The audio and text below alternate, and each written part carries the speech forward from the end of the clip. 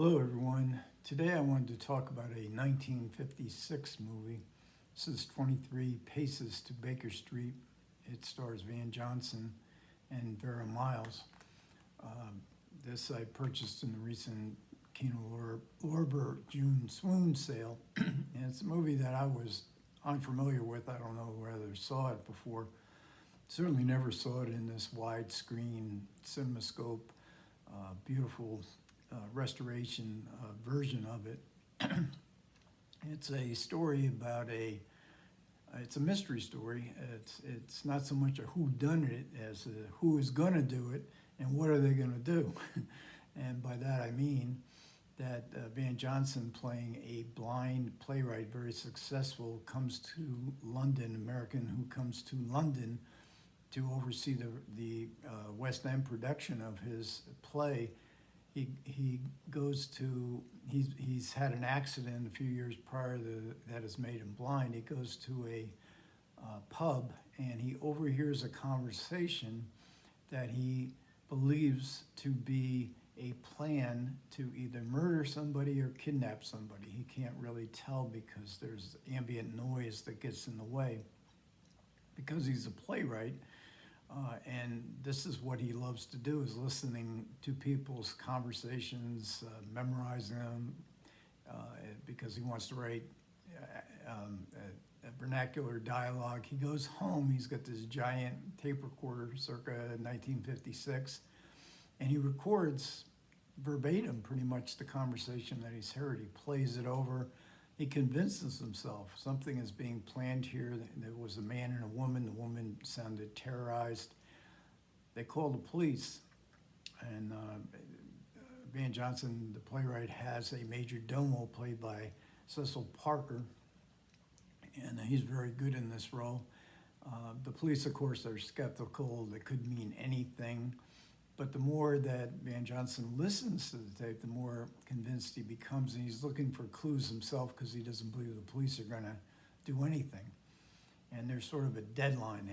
But he knows the date when this murder or kidnapping is going to take place.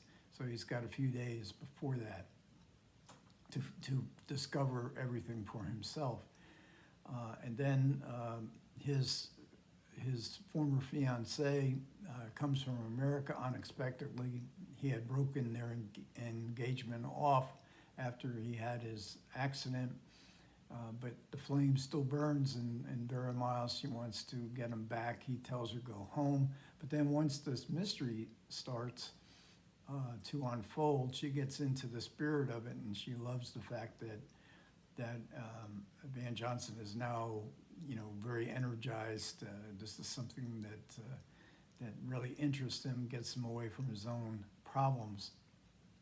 And all these kind of movies are always called Hitchcockian. They call it on the Kino Lorber blurb as well. And there is one really good Hitchcockian scene, and it involves Cecil Parker, where he trails a presumed suspect all through London. And the movie is really good at evoking the sense of London in 1956. It's usually either fog shrouded or it's full of rain, and he gets wet. There's downpours, odd-looking taxi cab drivers. He follows her through a department store, and on the subway, and it builds up a lot of comic tension. And when he comes back, and he thinks he sort of failed in his mission, as it turns out he did not, but he comes back drenched. And but it's like this amateur sleuth. I found the mystery itself kind of interesting, and the way that Van Johnson goes back into the dialogue that he remembered, the conversation that he recorded shortly afterwards. It's pretty clever, a story. And it's from a novel by Philip MacDonald. Many movies made from his novels. There's a pretty good screenplay. And as I say, London is very well evoked. And I was surprised to find when I listened to the commentary that both Van Johnson and Vera Miles never took a step out of Hollywood in the filming of it. It's really amazing how that illusion can be created when you watch a film. And the director, Henry Hathaway, was really good at that. And he was very good at the atmosphere. His visual style, his lighting is always very interesting. Van Johnson, not the biggest of movie stars, but he certainly was in a lot of movies in sort of light comic roles. In the 1940s, he had a serious accident, and you can see the scar on his forehead, I guess in Blu-ray particularly. And he had a serious accident, I think, when somewhere in the 1940s. And he had a plate put in his skull and a great amount of plastic surgery. And there was a sadness to him because this character also had suffered an accident. Vera Miles. This is, of course, Hitchcock had been grooming her probably around this time as a movie star, and particularly for Vertigo, which she had to drop out when she got pregnant. Whenever I look at Vera Miles, I always think of, just like with Anthony Perkins in Psycho, it's hard to, when you see him in other movies, it's hard to disassociate him from Norman Bates, Lila, Marion Crane's sister, and the look on her face in the root cellar of the Bates mansion when she discovers Norman's mother. But she's very pretty, and she's very energetic in this, and she makes a good team with Van Johnson. And Cecil Parker pretty much steals the show. As I mentioned, there's that chase. It's not a chase scene where he tails that alleged suspect.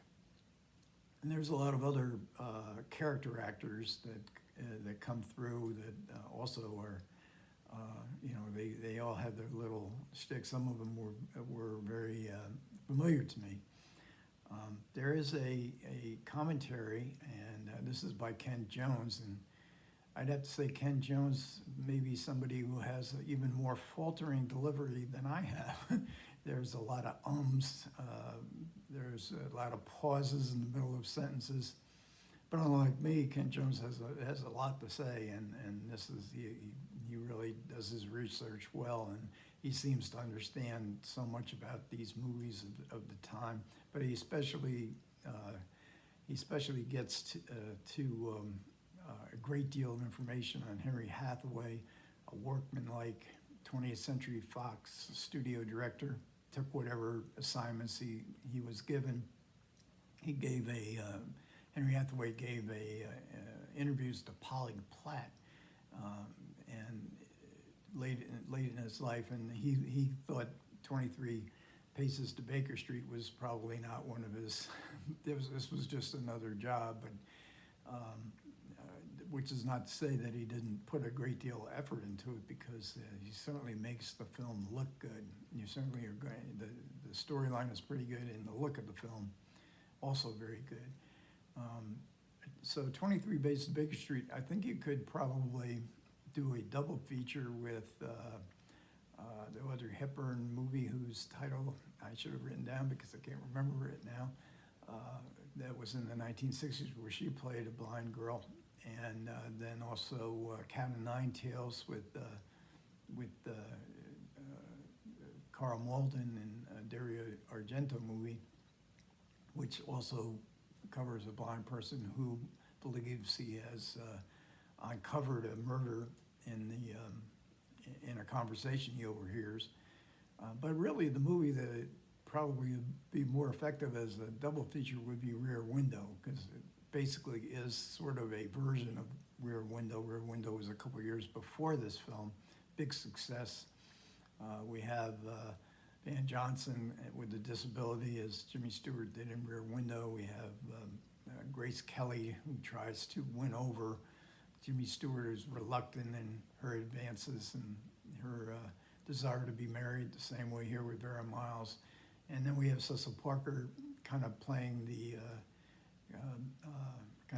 Thelma Ritter role from Rear Window. We have an ending in the dark where Van Johnson has to confront the killer. So this isn't as good as Rear Window, and I wouldn't even come close to that, to saying that, but it is sort of an interesting way in the compare and contrast kind of comparisons are kind of fun to make with Rear Window, which is why I think it might make a pretty good double feature. So an interesting film. It looks fantastic. London, seeing London in the 1950s, you know, is a photogenic city to be sure. And so I was glad I picked it up because I found it very entertaining. Okay, that'll about wrap this up. And thanks again for everybody who's listened to me to this point. You guys take care. Catch you next time.